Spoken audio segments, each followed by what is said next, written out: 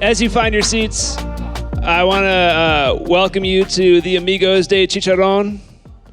This is, I learned Spanish while we were in the Dominican. For those of you Spanish speakers, you know what I just said? Right, that was correct? That was correct Spanish? I didn't hear what you said. I said the Amigos de Chicharron. Oh. Sure.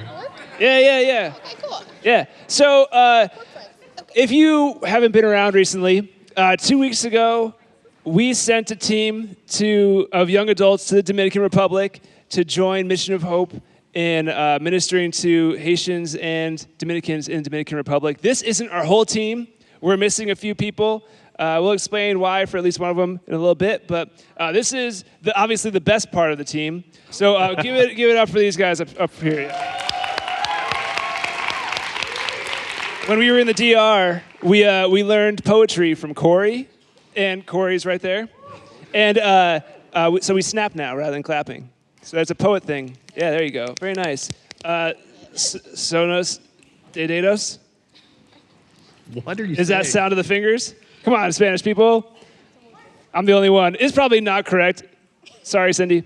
All right, so Andres is up here. He's going to interview us about the trip. So Andres, take it away. Sure, yeah. Yeah, I'm super excited to interview you guys. I was telling these guys before, but I've gotten to go out to the DR twice with Mission of Hope, and it is a special place to me. And I love going out. I was sad that I didn't get to go this year, even though Russ and Jamie kept trying to get me to.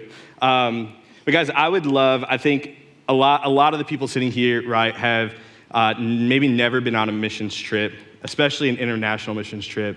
But I also heard, how many of you guys actually have been on an international missions trip before this one?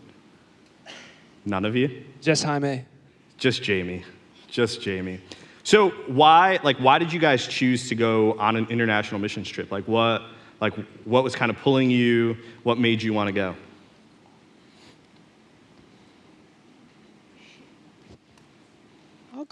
I'll go first. My name is Corey.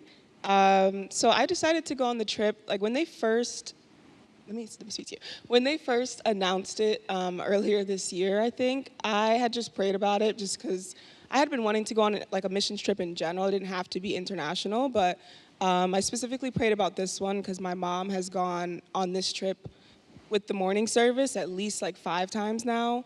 Wow. And so I just had wanted to go with her before, but I was not in the right place with the Lord to be doing that. Sure. So I felt like this was a good year to just start praying about it. And I also felt kind of drawn to the Haitian community there because my mom's from Haiti. And I just felt like it would be a good opportunity to be able to hear their stories and to be able to get to know them for who they really are. And I feel like that's exactly what we were able to do. So. That's cool. My name is Jessica. And I feel like for me, my relationship with Christ has been kind of newer. I grew up Catholic and kind of got removed from it and then became Christian kind of recently within the past year or two. So I've been doing a lot to kind of get myself out of my comfort zone and just do things that I feel like Christ is calling me to. And for me, when I went to the retreat this year, I just had a moment during some quiet time where I just had the realization that God has been trying to use me in my circles to bring people to him and just to plant seeds in people around me. And thinking about this mission trip, and it just felt like a good way to do another thing to get myself out of my comfort zone and to let God use me again. And I've also been practicing my Spanish more. So when I heard it was in DR, I was like, ooh, that'll be nice. Yeah. But I also ended up mostly with Haitian community, so I didn't get to use it as much. But yeah, all of that together just made me feel like it was time to try. My name is Hannah. I really enjoy serving, and I've always wanted to go on a mission trip before. And I remember researching mission trips in high school, but it was never the right opportunity, right time, right place, right community to go with. So I've kind of just placed that in on the back burner. But once I heard about it through Sanctuary, I kind of just started praying about it more, and everything in my life kind of lined up for it, work, just family, and just everything. It worked out, and I was really excited to do it, especially in a community with people that I have called home for the last 2 years, so yeah. It all worked out. That's cool. My name's Jada, and I recently joined the missions team here at Black Rock. Yeah, you did. And You work on the missions team. we work on the missions team, yeah? Yeah, you do. And so they were like, when are you going on your first mission trip? And I was like, whoa, whoa, whoa. And so I got really scared. And I was like, oh, no, later. And I kept like prolonging it, and then I started praying about it. And God kind of called me to this one because kind of like my realization was that there's a lot of you guys here at Sanctuary, and I like don't get to like kind of like go out of my comfort zone a lot of the time. And everyone here is a familiar face, and I was like, this is a great chance to like, kind of get to know people that I don't know more in depth. And like as we go on, like you'll see, we got to know each other, and we got to like really like get new friends. So yeah, that was kind of why I got. Cool. So if you guys had to kind of like explain your trip in like a few words, how would you explain your trip to someone? Maybe like 1 minute, 2 minute elevator speech. Do you mean in terms of structure, in terms of like Experience, Corey. Being. Experience. If you can give it in a haiku, even better, Corey. not on the spot? All right. I would say it's a way to get out of your comfort zone and use your talents, some talents that you just didn't know you had. As we were kind of reflected later, like we just were like, everyone kind of got to use things that they were good at home here and shine. And it like gives you more confidence to kind of use that talent at home. It gets you out of your comfort zone. It gets you like, you know, I speak Spanish, but I was really scared to speak Spanish. And little did I know I was a lot better than I thought. So that was another thing. And like where I do summer adventure as well, and just like it was a segue into being one-on-one with kids, getting a different group of kids and getting a different perspective. So it's like a way out of your comfort zone, and in a good way. Yeah.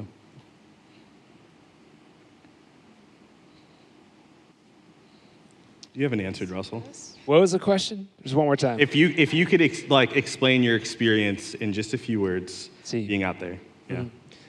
So my experience in just a few words, I had been on domestic mission trips before, like in high school, like to Pennsylvania and Massachusetts, and that completely changed my life. So I was really excited for this trip, but I had no expectation and about like what we were gonna do, and I wasn't prepared for like the poverty we were gonna see, and just like the fear that a lot of people live in. Wasn't prepared for that, but I asked myself I felt like the Spirit was asking me this question that ended up being like the theme of the trip for me was, because I've claimed throughout my life that I'm fully satisfied in Jesus. Even if I lost everything, I'd be like fully satisfied.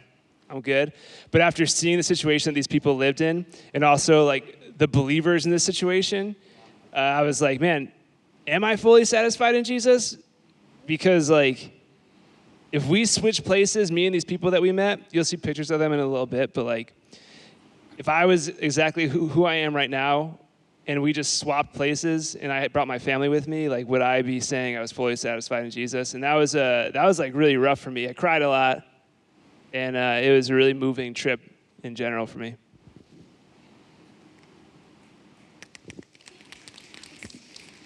I feel like I would describe this trip as very eye-opening, only because like, as we like go through our slides and stuff, you'll see like a lot of people, when they explain their stories, like they're explaining their stories with a lot of like joy. I guess I would say joy, like they're still smiling, they're not like breaking down in front of you, even though like their stories are worth that. And I feel like when we ask people questions like how did you make it through that? How did you migrate your family from Haiti to the DR and like all in one piece? Like what kept you going? And a lot of their answers were just God. And so I feel like that challenged me to think like, imagine if they didn't have that. And then it made me think of like the purpose of us going on the trip, which is, you know, to spread the gospel. And then it made me think of even people here, or just people back in the States, of like all the missed chances to give people that hope as well. So I think that's kind of how I would describe the trip, of like eye-opening and challenging myself of like, do I really see like the purpose that God has for us sharing his word so that other people can have that hope too? Yeah, you guys are talking a lot about, I guess, getting to experience the poverty of the DR. And I think for me, when I first went out there, it was really eye-opening, because I think when you think of the DR, oftentimes you think about like Punta Cana, like like college kids, vacation, going wild. But then like you're brought to the reality of what these people live with and live like, and it does something inside of you that's so unique. I would love for you guys to maybe talk more about that. Like what were some of the like unexpected things that really caught you off guard while you were out in the DR?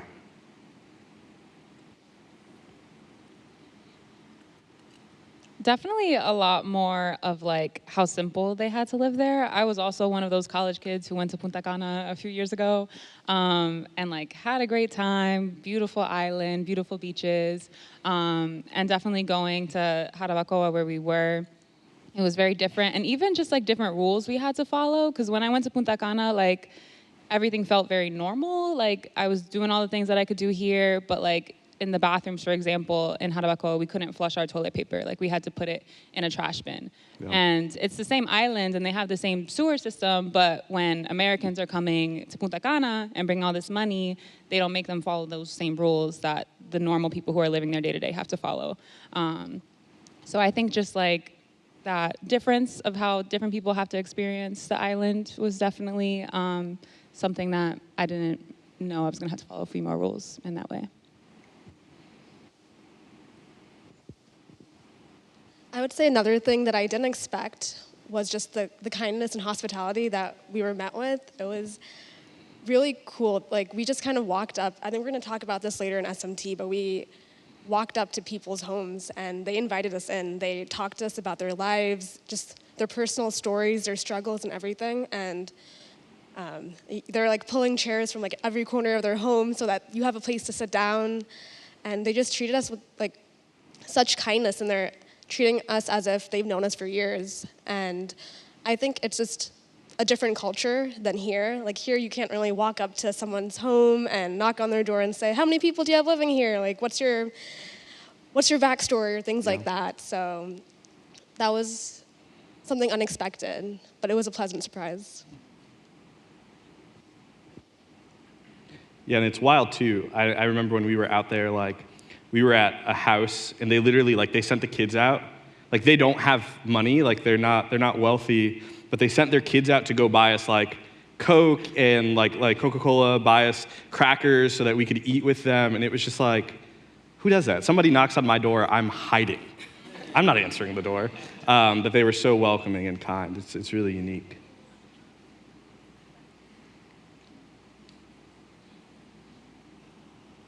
Cool. Hey, one of the things that really struck me when I was out there, right, and we're gonna kind of hit on the poverty piece, is the difference between Dominicans and Haitians. So Haitians are illegal immigrants into the DR and really live their lives in fear, but I think seeing the actual differences between the neighborhoods was something that it wrecked me as I was out there, but I would love for you guys to share a little bit about maybe what that did for you or even what you saw in the difference of how they lived. I would have to agree. Both the churches that we were based in for the week were Haitian churches, but I don't know the full population of the cities or whatever that we were in, but there were, I believe, more Dominicans in the first community that we were in. So when we walked around, obviously the homes that we walked around by, they're not looking like Fairfield County, but they still invited us in, and they still had a good amount of structure in their homes. They had photos on the walls and a little bit more patio furniture and stuff like that. And then when we went to the second community, it was, I'm guessing, more of a Haitian community, I think. And some people were living in what did you call it? Willie's house? Corrugated steel? Like a corrugated steel home. It's just it's super small, and they don't have proper flooring, and just the outside is just not proper. The shower is on the outside of the house, which is common in a lot of on a lot of islands, but it was just falling apart. And so it's just you can tell the difference in just the level of poverty. And also a lot of the families we spoke to, if they were Haitian, they were yeah, I came from Haiti 3-4 months ago. And Mission of Hope did tell us a week before we came that when they were doing SMT, which we'll talk about SMT, that immigration was coming around in like trucks trying to like take people while they were like walking around the communities. And so it's just like you do hear a lot from the Haitian communities that that they're kind of scared, that they don't know their neighbors very well, and some of them don't want to just because they don't want to share their business. But just the fact that they even sat with us and spoke to us was just a big thing. But I would say they were more quiet and more reserved for sure. And for me, like I said before, most of my experiences were in Haitian houses. I think the whole time we were there, I only spoke to 2 Dominican families. And I would definitely say that, same as Corey said, like everyone we met was like, yeah, we've only been living here for like 3 or 4 months. We don't have papers. It's really hard to find work. It's really hard to make money. All of the Haitians I think that I met all worked at the same like rice factory. So I think that they just have to find like whatever jobs they can that don't really care about them having the papers, which adds like another element of like an obstacle. And then with the Dominican families that we met, I remember their prayer requests were mostly about like their health. And they had a lot of medical issues. We met someone who said her whole stomach was like black and she had to get surgery for that. And then another woman we met was talking about like diabetes and high blood pressure and things like that, which we found out from the med team are like super common in that area. So I think also just like between the Haitians and the Dominicans, the things that they were most worried about were very different because the Dominicans obviously had been there for a long time and the Haitians had to come there out of like crisis and were worried about just like the stability of their lives. Yeah, and kind of going off a little bit what Corey said about like the difference, like finance-wise, kind of the Dominican area, they had like this beautiful fields with like seating and bathrooms in this field, and like even a baseball team, like a kid baseball team showed up and started practicing. When we went to the Haitian community, some of the kids were naked, and and we couldn't really go into their houses because there was either no room or just the living conditions that they were in. So that was a big eye-opener too, as well. And it's like the same amount of people kind of living in both areas, but the Haitian community had a lot less, so that was kind of eye-opening to us. Yeah, the lady you see standing in front of like a garden right here, her name's Priscilla. She's Dominican, and that's like the standard Dominican house. It's like concrete. And the nicer ones have like a metal gate and then gated windows. But the Haitian communities, none of the Haitians had houses made out of concrete. They're all like either sticks holding up corrugated steel, which is like living in an oven, or it was just thrown together with whatever they could find locally. So sometimes it'd be like scrap pieces of wood holding up corrugated steel. But that's the difference between the Dominican and the Haitian neighborhoods is that type of concrete house right there. Yeah, and it's really interesting when I was out there, I had even learned that a lot of the Haitian women don't even have their babies in hospitals. So there's actually there's possibly 2 or 3 generations of like they're human beings who like the Dominican government doesn't even know exist. They have no record, there's no birth certificate, there's nothing to prove that they are humans living in the DR out of fear that they could give birth and as they're leaving the hospital, that immigration would take them away. And it's such a difference to how we live, even in America with illegal immigrants here, right? Like, it puts things into perspective. You guys have talked a lot about SMT, which for people who have been to Mission of Hope, SMT makes sense, and these guys have no clue what SMT is. So I'd love for you guys to talk about what is SMT, and what did you do during SMT? Sorry, I didn't know you could hear me. Kill it, Hannah. So SMT stands for Strategic Ministry Time, and during that time we would we'd kind of walk around the neighboring community of the local church that we were working with, and as I mentioned earlier, we would kind of just walk through the streets, just walk up to people's homes, to anyone that we saw who was willing to talk to us, and just start talking to them about their life, about what they're doing, about their story of how they got to the DR. As they've mentioned earlier, that a lot of these people came within the past couple of months, if not years maybe, but yeah, so we would talk to them about their personal stories, and we would then kind of ask them if they were involved in their local church, if they were going, if they had a personal relationship with Jesus. And yeah, and at the end, we would kind of pray for them, hear about what they might need, how we can help, or how, yeah. And yeah, we heard from some people we heard their testimonies, as Jess mentioned, and from others we kind of heard their questions about Jesus and about God, and yeah. Yeah, tell me more about that. Yeah, so the first day that we did SMT, when we had like our orientation, this woman, Mo, who works with Mission of Hope, she told us, like, if you stay at some houses for like 5 minutes, that's okay. If you stay for the whole time, that's okay. It's gonna vary depending on the conversation. And the first day that we had SMT, me and Hannah's group, we did end up staying at our first house for like almost the whole 3 hours, because more people in the community started coming and joining the conversation. And then there was this one guy named Jason who, he was very quiet at first and seemed like very uninterested in us being there and in the things that we were saying and even us asking questions. But then there was one moment where I think Jamie was the one who asked, like, oh, do y'all have any questions for us?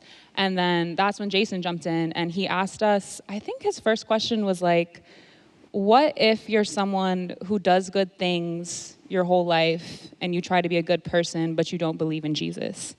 And he was like, then what? And then all three of us were like, that's a good question.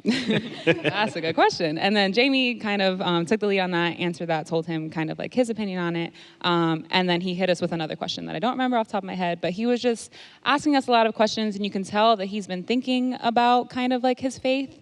And he told that to us, that he feels like he's like close, like he's like almost there, but he just, I think, said something along the lines of like he feels like he needs to do more work on himself first before he makes that commitment.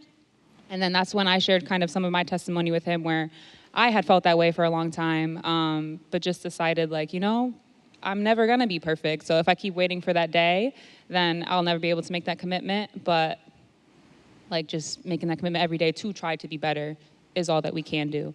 So I shared that with him, and then, yeah, we were there for like 3 hours. So that was definitely a big day and a great conversation we had with him.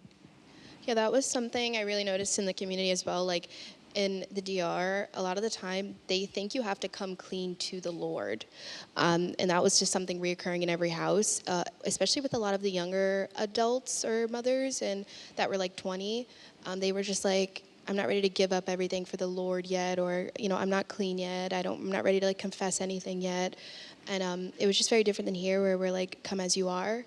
And so kind of explaining that to them, like, the Lord wants you as you are, and you don't have to come clean, because if that was the case, then really none of us are going to get there, you know? So that was a big culture difference I seen, where even we had one kid, I don't really remember clearly, about the jewelry. He was saying, like, Willie, yeah, do you want to explain it? I don't remember. Oh, yeah, he had said that, kind of the same thing that Jada said, like, I feel like I can't go to church or go to the Lord because I'm not clean yet, I'm not ready yet. And then he asked, he was like, you guys are Christians? We're like, yes, like, we're Christians. He's like, oh, but you're wearing jewelry. Like, you guys are allowed to wear like earrings. I see a lot of you wearing earrings. And we're like, yeah, like, we're allowed to wear earrings. Like, it's not like we're not allowed to in the church and stuff like that. So we had like a lot of like simple questions like that, where they were very like curious. And then I asked about tattoos, and they were like, we don't talk about tattoos. So, yeah, that's kind of what SMT is. I feel like, though, for me, I want to explain like the structure of it, just because even before going on this trip, I was like, what are we going to be doing? Like, what are we doing? So Mission of Hope is an organization that BlackRock is, what's like the proper word? We're supporting them. Partnered with them. Partnered with. And so when you're there, you're staying at Mission of Hope up in the mountains. And then like every day you're bussed down like an hour or however far away to a local church that Mission of Hope is connected with. And then from there, you leave from the church in small groups and you walk around the community, and you're able to talk to people house to house, depending on where your translator decides to go. And your translator will say, hey, like, we're from like Pastor David's local church. Like, have you ever heard of him? And they'll say yes or no. And they're like, yeah, well, we're just getting to know people in the community. Are you okay if we have a conversation with you? And so like that was kind of the structure of our like 4 or 5 days. And it just went from there. Also, oh, sorry, you go.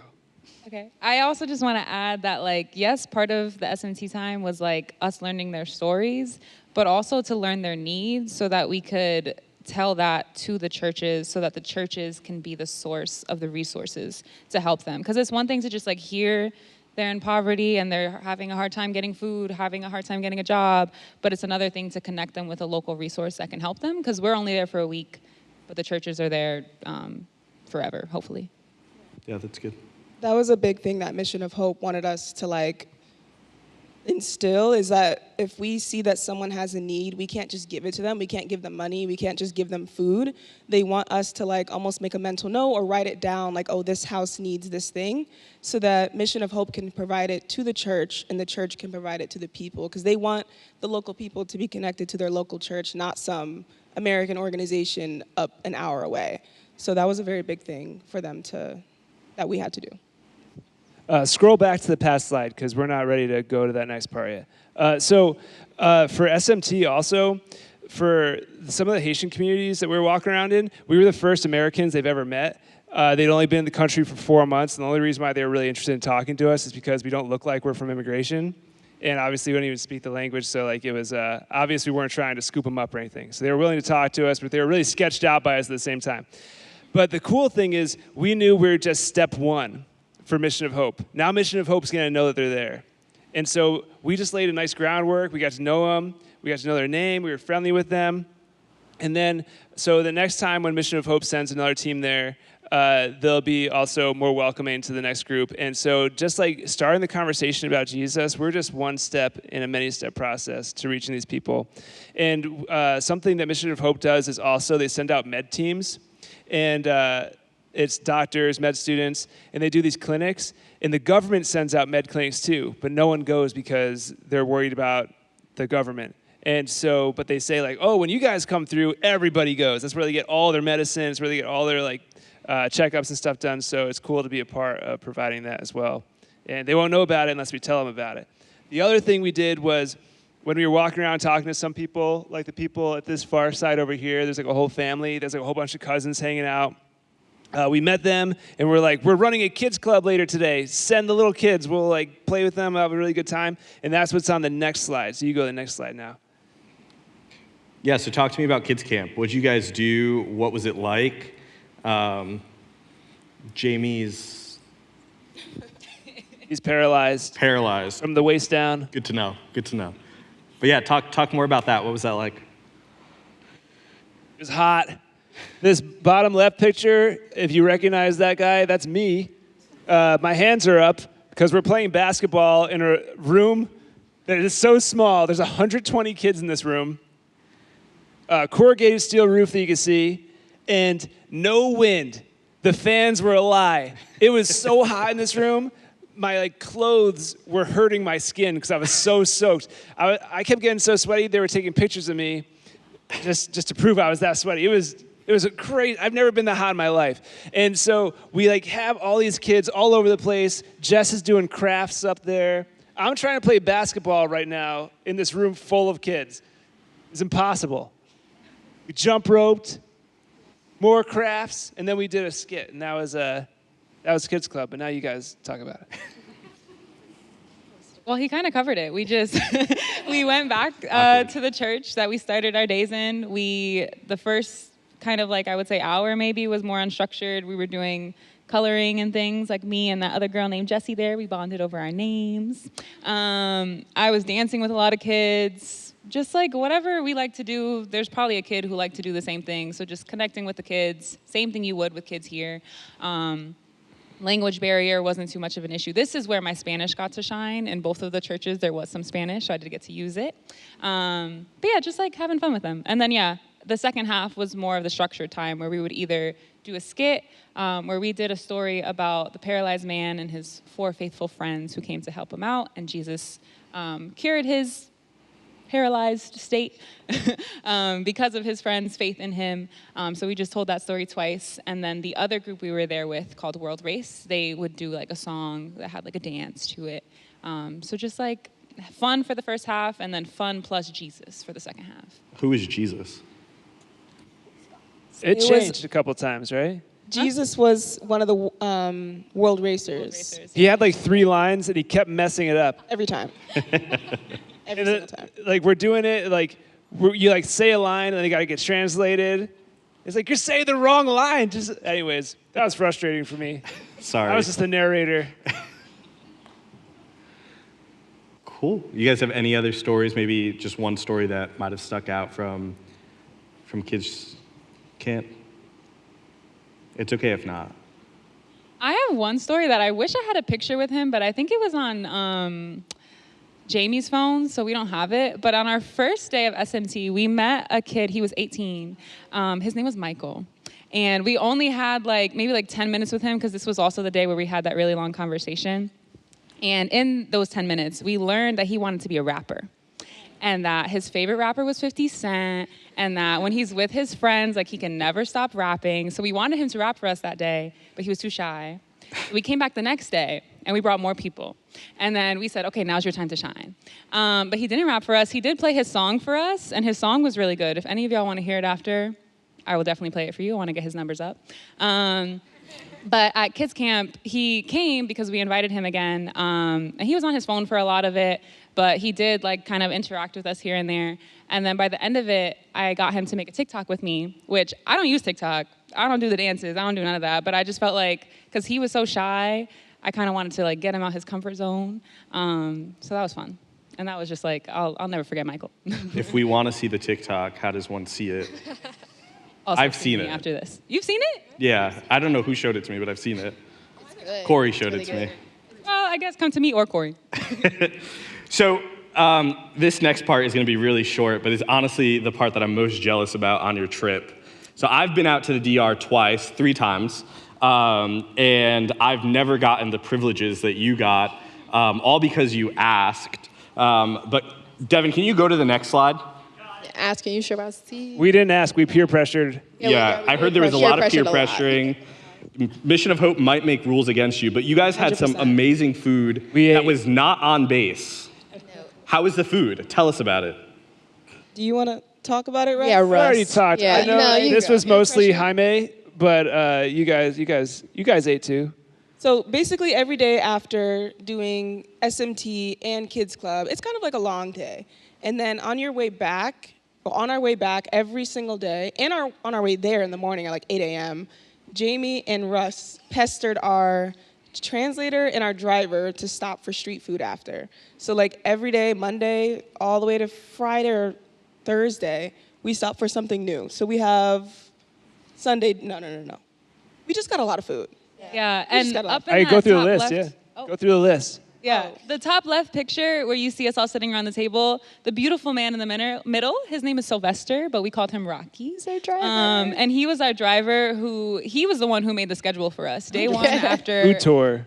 Yes, after Russ and Jamie convinced him that we were going to stop for food once, he was like, okay, we can do this every day. Paid for him every time. And he just decided the whole schedule. I think day one was empanadas. Bananas over Empanadas there. over Second there. picture from the right. Yes. Yeah. And then day 2, I think, was the chicharron. Chicharron, yeah. Chicharron, that's top left. Yes. Day 3 was pizza pepperoni. Pizza pepperoni right there. Yes. They eat corn on their pizza in the DR, so I tried Dominican that. pizza. It was really good. The pizzas were huge. Also, they don't put sauce on most of them. Yes. And then after that was a place called Corazón de Jesús where we had ribs. And that's Yeah. this one under Hannah's beautiful smile. Jess, did you have ribs?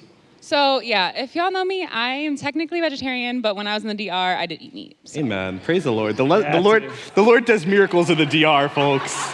The Lord does miracles.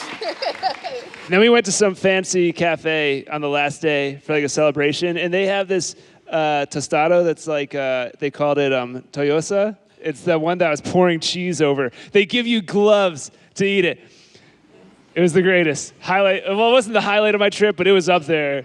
Yeah. I'm just saying, they've been most happiest talking about the food. It's something to take note of. Well, hey, we can move on to the next slide. And I know these pictures kind of have a lot of significance to you guys, so would just love to hear about some of these pictures. And then, Russ, before you kind of transition out, I would just love for you guys to answer the question of why someone should go on a missions trip. So talk through these pictures and then answer that question. If you forget, I'll ask. What do you want to start with? You want to start explaining the Jamie picture? Sure. So we have like an excursion day. So Friday's like your last actual day, and then you fly out Saturday. So Friday we went to this place called the River Club. River Club. It was like down the street from Mission of Hope. And like every day of the week we had been going like an hour away. This is the first time we were actually staying like near the campus. And we left like the River Club around maybe 3 o'clock. But before we left, like we were leaving in like 15 minutes, and I had came out the bathroom, and something told me to just check my phone, and my service was turned off. Like I didn't want to get any like data roaming, and I was like, let me just check my phone. And so I see that Allie, which is Jamie's wife, had texted me like, hey, when you see this message, can you let Jamie know to call me? It's, what did she say? Oh, code red. Code red, yeah. She said it's code red, LOL. LOL. And so I had him call his wife, and his wife was in labor. So we had to book him a ticket off my phone and then drive back to Mission of Hope to get him a ride to the airport to fly out of DR at like 9 p.m. Yeah. And he made it in time. Just in time. Just in time for the birth. Yeah, let's see the next slide. Oh, hi, May. Okay, and then we can go to... Next, so you Ready for want to talk about the next picture or the one at the end? I'll talk to Darlene. So the one all the way on your right, in the middle, that's Darlene. He was one of the staff members at Mission of Hope.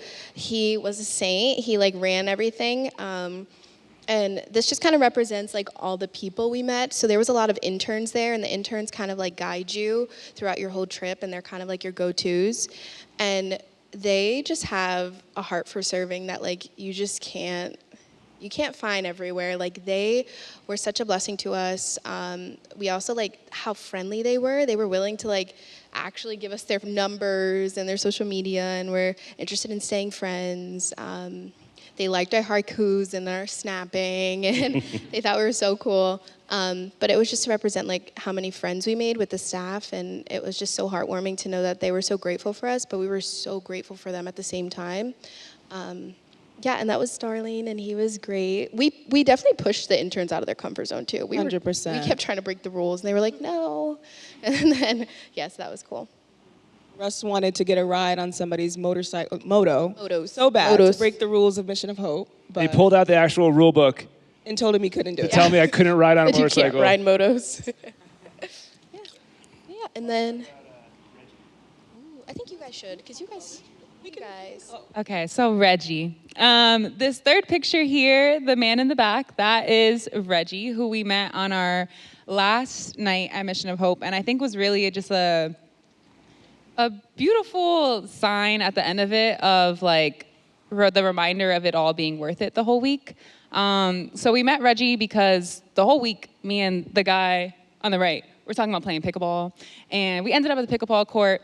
And he was just sitting, Reggie was sitting by himself, and there was a chair to the left, a chair to the right. Me and Corey sat next to him, just started chatting. He had an accent, so I was like, where are you from? And he told us he was from Haiti, he was a missionary, and we just talked more about like life and like what kind of like brought you here, what brought you to that. And then he ended up telling us that when he was younger, he remembered missionaries always coming to his village, and always visiting him, always showing him a lot of love. He told us a story that, like, with parents in, like, Haitian culture, I guess, like in Haiti, the way they showed their love was through sacrifice. And because they're also living in poverty, like, if there's one piece of bread, they're gonna give that bread to their kids, and they're gonna go hungry, and that's how they show their love. So there wasn't as much of that, like, physical love or that verbal love, but when the missionaries came, that's when there was always a lot of hugs and a lot of games and a lot of that other side of love that he was never getting from his parents.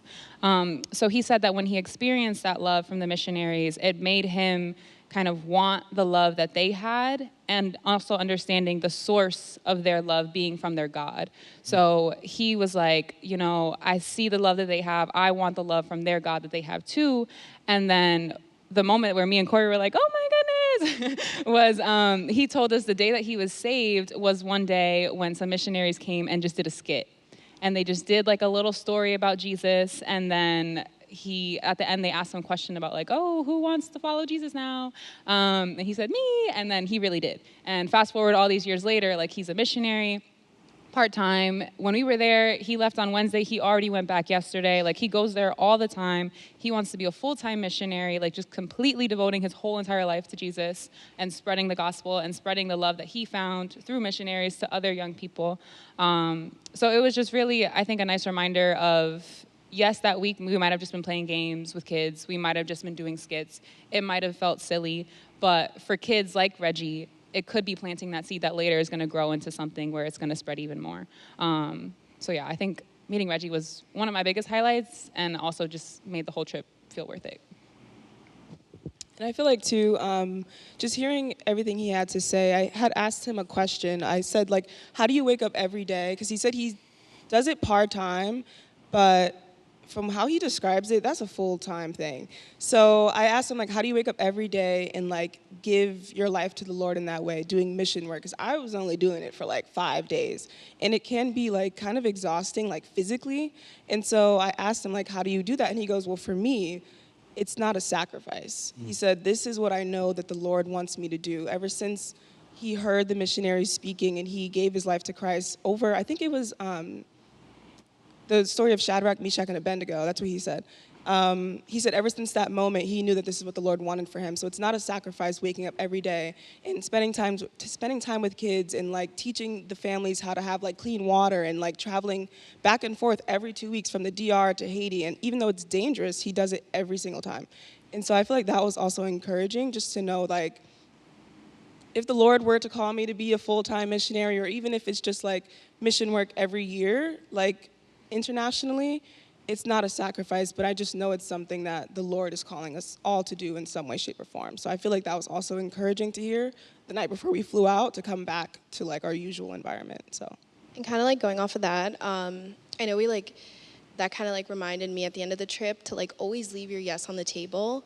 Like mission trips do sound scary and they're like, oh, I can't take a week off of work. I can't do this. I can't do that. We all come from a very busy schedule that like God made it happen. So when the mission trip comes around again, like leave your yes on the table if that's what God's like leading you to do. And I went into it with a lot of fears because there's a big crisis going on in Haiti. I have a fear of flying. Like it was just fear after fear, but my yes was on the table the whole time. And what came out of it was something so beautiful. So like I just want to remind you guys to leave your yes on the table because you never know what God can do with that. That's good. So, meeting Reggie right at the end was just like the perfect bow on the trip, because some of the stuff, like Corey was saying, could feel kind of like silly. Like we're doing silly skits that we got to pause every like 5 seconds to have translated. But Reggie actually named the 2 missionaries. They're older ladies who did the skit and then helped him through like the Lord's Prayer and stuff. And it was like Linda and something else. It's like, man, I wonder if there's a kid that saw our skit about Jamie being paralyzed, and they're like, yeah, like this like woman named Corey from the U.S. came, and she was friend 2 out of the 4 friends. And like how many stories like that we're gonna hear when we like we're sitting around chilling in heaven, sharing our testimonies about how we met the Lord, and how many of like those stories will be connected to something that we thought was silly or like coloring with some kid. But there are tons of Reggies out there, and that's what was cool to hear. Is like we didn't just waste our time. This wasn't like a really service-oriented vacation. It was like we're actually impacting. We're making some sort of eternal investment in kids, and that was really cool. Just the amount of kids that we met in the community, and we're like, hey, we're doing a kids camp, and they came to our kids camp, and they wouldn't have normally been in church otherwise. That's really, really cool. And so for all of you guys, starting at the end of August, we have to book our next missions trip if we want to go back. So if you feel interested in going to the Dominican with us next year, we're going to go back, and maybe we'll go the same places we went before. Maybe we'll be sent to a new spot. But it's cool to be used by God in that way, as like being his hands and feet, and in a place where maybe people have never gone before, like some of those Haitian communities we went to. So there's lots of Reggies out there, and I would love to hear more stories like this next year. So if you feel that challenge, you feel like your heart sped up a little bit when you heard some of the stories or when you think about it, just give it a chance, and we'll be giving more information about that in the next couple months. Cool. Awesome. Well, hey, I would love to pray for you guys, and then we can transition into announcements. Sure. Awesome. Yeah, Jesus, thanks so much for this team that went out to serve the Haitians and the Dominicans in the DR. God, we pray that as they continue to process the work that you've done in their hearts and in their lives and in the lives of the people they met, God, that they would just draw closer to you. Lord, that their hearts would just continue to see the work that you've been doing, the work that you want to continue to do. And God, I pray for each person sitting in this room who maybe their heart just kind of, like Russ said, was beating a little bit faster or burning a little bit more for missions. God, I pray that as we open up registration, as we talk more about what this looks like going forward with this partnership, God, I pray that they would take the bold risk of joining us on a trip. So God, we just pray that you would bless these guys, you would bless everyone sitting in their seats, watching online. It's in your name we pray. Amen.